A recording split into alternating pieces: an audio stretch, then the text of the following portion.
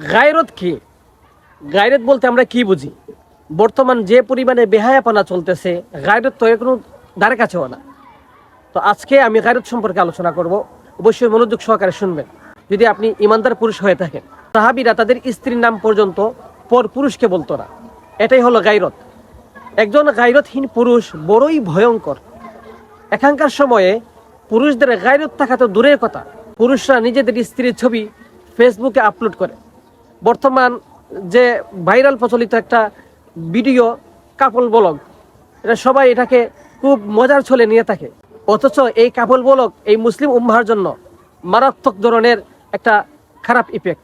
গায়রত বোঝার জন্য আমি আপনাদেরকে এক দুইটা ঘটনা শোনাবো, আপনারা অবশ্যই শুনবেন। একদিন এক ব্যক্তি আলী ইবনে আবু তালিবের কাছে জিজ্ঞেস করলেন, আপনার স্ত্রী কেমন আছে? উত্তরে তিনি বললেন, যদি তোমার রক্ত হালাল হতো তাহলে আমি তোমার মাথাটা তরবারি দিয়ে কেটে ফেলতাম।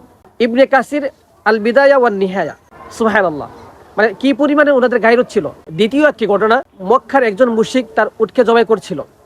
তখন জনৈক এক ব্যক্তি এসে জিজ্ঞেস করলো, আপনি উটকে জবাই করছেন কেন?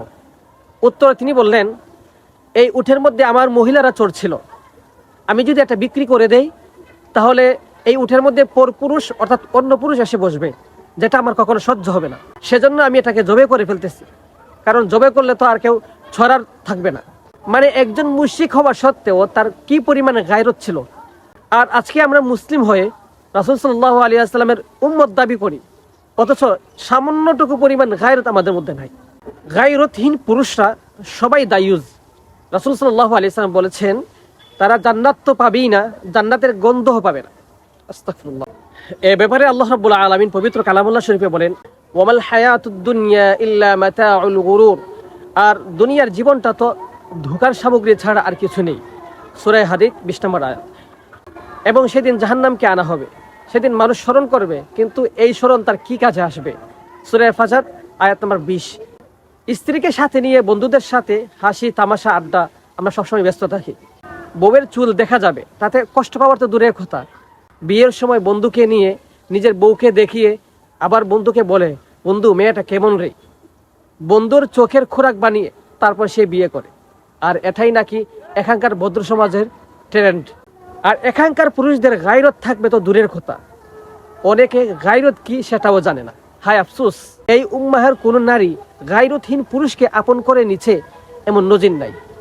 এই উম্মাহের পুরুষরা আজ জানেই না গায়রত কি, মহিলারা আজ বুঝেও না গায়রত মর্ম কি, বরং তারা গায়রতহীন চাকচিক্যময় নিবেদিত পুরুষের কাছে চলতে চলতে গায়রত শব্দটা কি সেটা ভুলে গেছে। এবং যারা গায়রত বুঝে তারা গায়রত ওয়ালাকে তারা জেল মনে করে। এমনকি রাসূলুল্লাহ সাল্লাল্লাহু আলাইহি ওয়াসাল্লাম বলছেন, গায়রতহীন পুরুষরা সবাই হচ্ছে দায়ুজ।